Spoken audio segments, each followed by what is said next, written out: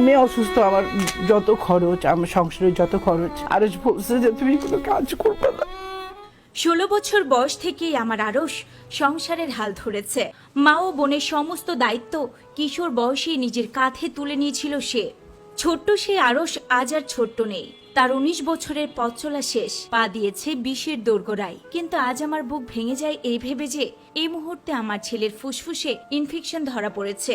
বন্ধু বান্ধবের প্রভাবে স্কুল জীবন থেকেই সে সিগারেট ধরেছিল হাতে। বারবার তাকে নিষেধ করেছি, বোঝানোর চেষ্টাও করেছি, কিন্তু ছাড়তে পারিনি। ফলে ধীরে ধীরে অভ্যাসটা পরিণত হয়েছে ভয়াবহ আসক্তিতে। বলছে তুমি জীবনে অনেক কষ্ট করছো।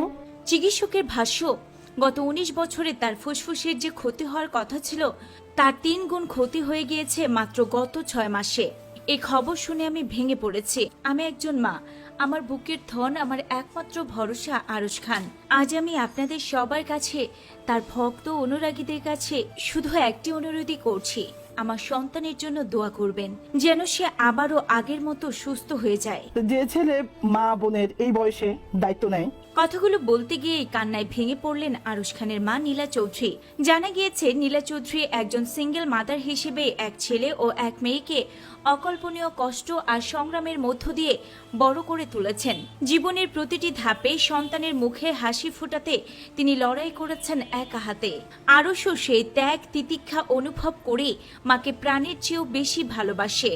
তার কাছে মাই সবচেয়ে বড় আশ্রয়, সবচেয়ে বড় শক্তি। নীলা চৌধুরী চোখ মুছতে মুছতে বলেন, আমি অসুস্থ বলে আমার ছেলে আরশ আমাকে কোনো কাজ করতে দিত না।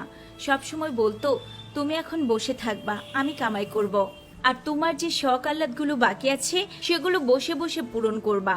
যে ছেলে মাত্র 16 বছর বয়স থেকেই সংসারের হাল নিজের কাঁধে তুলে নেয়, মা এবং বোনের প্রয়োজন মেটাতে সঙ্গে সঙ্গে ছুটে আসে, সেই সন্তানের জন্য আমার একটাই দোয়া, আল্লাহ তাআলা যেন তাকে দীর্ঘায়ু দান করেন। আমি আমার সন্তানকে পৃথিবীর সবকিছুর চেয়েও বেশি ভালোবাসি।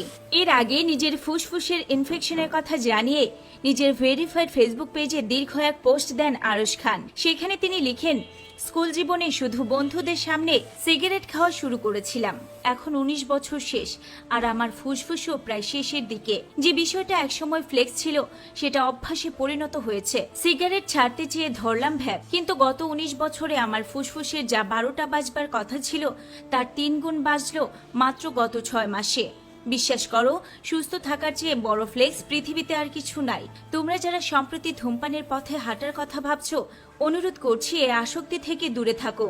মনে রেখো, ধূমপায়ী কেউ ধূমপান ছাড়লে যদি বড় কোনো ক্ষত না থাকে